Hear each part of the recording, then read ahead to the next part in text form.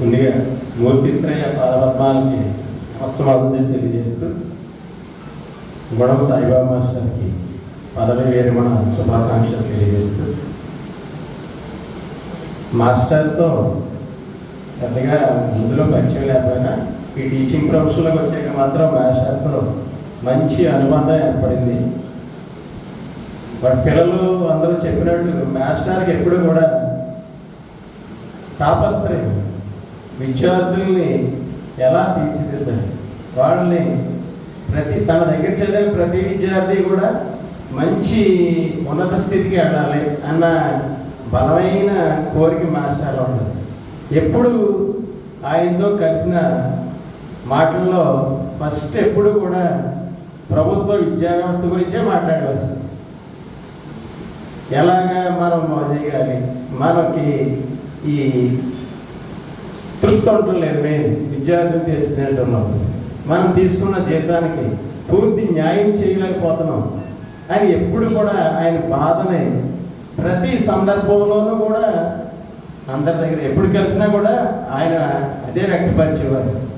మనం అందరం ఎలా చేస్తే బాగుంటుంది, మంచి సలహాలు ఇచ్చేవారు. ఆయన చూసి మాస్టర్ చెప్పినట్టు కొంతమంది చాలామంది మేము కూడా ఆయన చూసి నేర్చుకున్నాం. పిల్లలకి ఎలా బోధించాలి, ఎలా చేయాలి అన్న తపన ఎప్పుడు కూడా ఆయనలో కనిపించేది అన్నమాట. దీనికి ఉదాహరణ ఏంటంటే,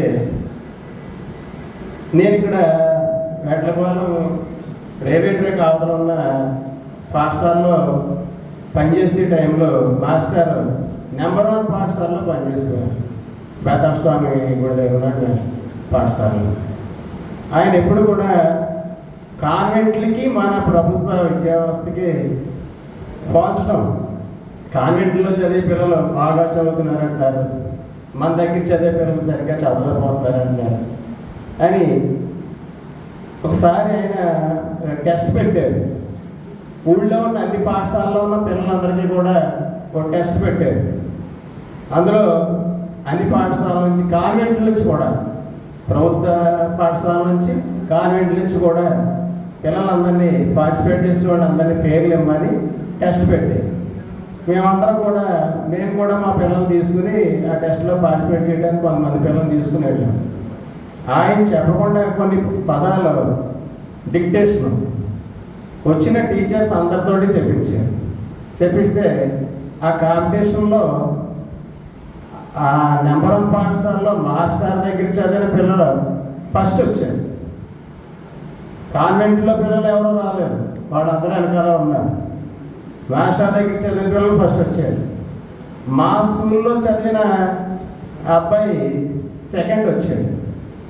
సెకండ్ వస్తే మాస్టర్ అన్నారు, ఒకటి నాకు ఇప్పటికీ గుర్తుంది, మీ స్కూల్లో చదివిన పిల్లలే ఫస్ట్ వచ్చినట్టు లెక్క సాయి, ఎందుకంటే మేము మా స్కూల్లో తరగతిలో మాస్టర్ పనిచేస్తున్నాం, 5 క్లాసులకి 5 టీచర్స్ ఉన్నాం మేము, కానీ మీ స్కూల్లో మీరు ఇద్దరే ఉన్నారు, 5 క్లాసులకి ఇద్దరు ఉండి మీరు మీ పిల్లలు అంత బాగా తీర్చిదిద్దారు, మీకు సెకండ్ వచ్చినా కూడా మీ పిల్లలకి మీకే ఫస్ట్ వచ్చినట్టు లెక్క అని ఆయన అభిప్రాయం. అంత సహృదయం అన్నమాట.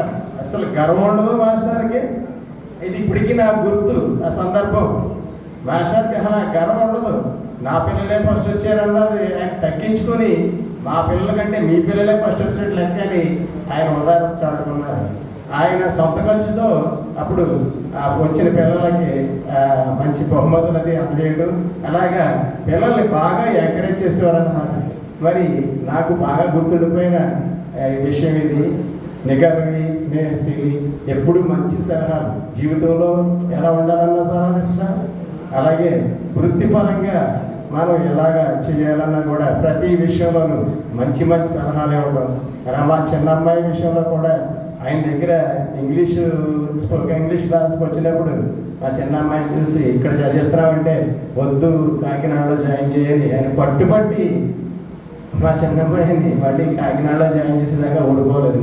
అది ఇప్పటికీ నాకు గుర్తు. ఈ విషయాలన్నింటిలో కూడా మాస్టర్కి నేను ఎప్పుడూ కృతజ్ఞతాపూర్వకంగా ఉంటాను. భావి జీవితం, మాస్టర్ జీవితం ఆరోగ్యంతో కొనుక్కోగలని, సుఖంగా, హాయిగా, సంతోషంగా గడవాలని ఆ భగవంతుని ప్రార్థిస్తూ ధన్యవాదాలు.